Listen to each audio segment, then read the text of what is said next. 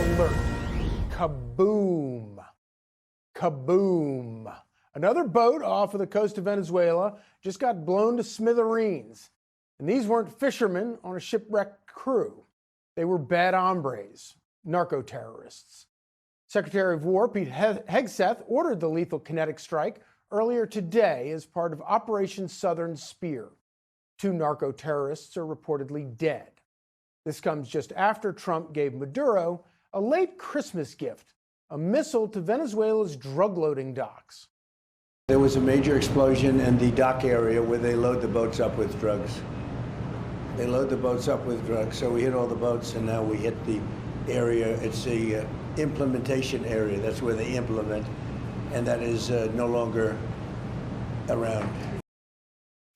Maduro thought Trump was bluffing when he threw around the idea of land strikes. Guess not. The docks are about as close to home as it gets. Guess the dictator should have listened to all of the warning shots. You have to understand what he's done. They've sent billions of dollars of drugs in, but maybe just as bad, they've sent hundreds of thousands of people in from jails, from prisons, from mental institutions and insane asylums, the drug lords, the drug dealers. Every boat that we take out, we save 25,000 lives of Americans. Oh, Maduro, you've been a naughty fellow, and your country now isn't so mellow. Because strikes are falling on land, you, my good sir, are outmanned. It's not just Christmas for old dictator Nick.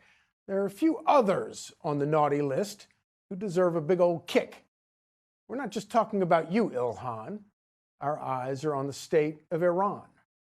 I hope they're not trying to build up again, because if they are, we're going to have no choice but very quickly to eradicate that buildup. So I hope Iran is not trying to build up. I hope they're not doing it, because we don't want to waste the fuel on a B-2. It's a 37-hour trip both ways. I don't want to waste a lot of fuel.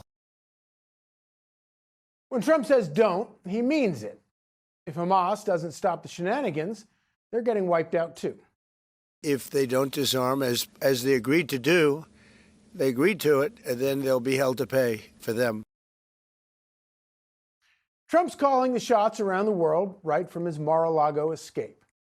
Not only did Trump throw his swanky Christmas party, but he had lots of visitors too. Today, Bibi came and gave his favorite president the grandest of gifts. We decided to break a convention too, or create a new one, and that is to award the Israel Prize, which in almost our 80 years, we've never awarded it to a non-Israeli.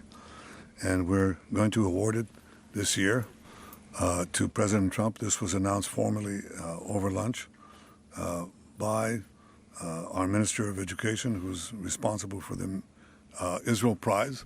It's going to be awarded to President Donald J. Trump for his tremendous contributions to Israel and the Jewish people.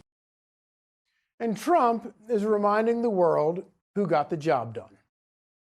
Let's put it this way, every hostage just about that's been released was released because of me, Steve Witkoff, Jared Kushner, my whole team, Marco Rubio, Pete Hegseth. They were all released because of us.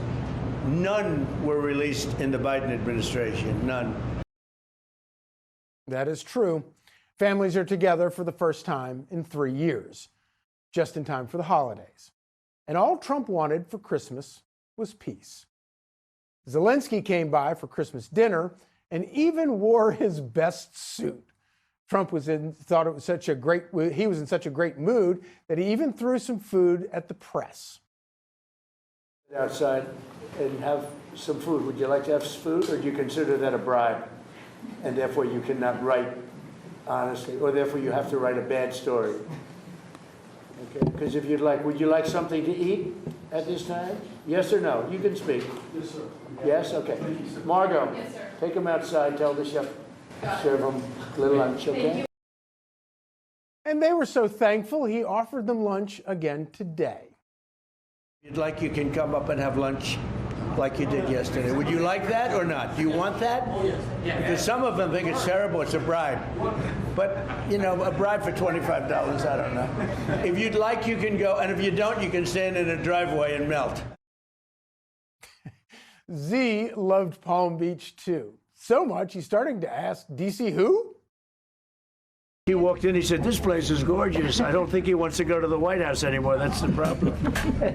I'm ready to go to the White House. I know. It is. The White House is a very special place, and so is this. I hope you enjoyed it. Trump loves being the gracious host, especially when he had a peace deal ready for dessert. Sources say a deal between Russia and Ukraine is closer than ever. If Trump has to go to Kiev to get the deal through, he will. I've offered to go and speak to their parliament.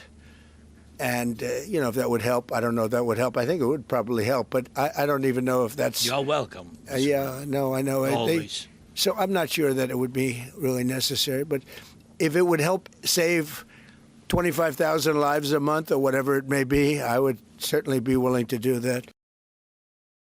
And Putin might be ready to salsa dance too. I saw a very interesting President Putin today. I mean, he wants to see it happen. He wants to see it. He told me very strongly. I believe him. Don't forget, we went through the Russia hoax together. I think we're going to get there. I know him very well. I was on the phone with him for almost, I guess, 2.5 hours. They're just telling me now. It's a long time. We discussed a lot of things. We didn't talk about the weather. Although Zelenskyy isn't so sure.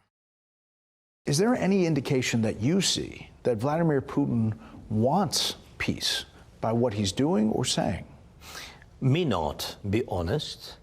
And I don't see it because, first of all, I don't hear it publicly. His messages, he doesn't speak about peace. Now he doesn't speak. He says that he can go further. It's not the signals of peace.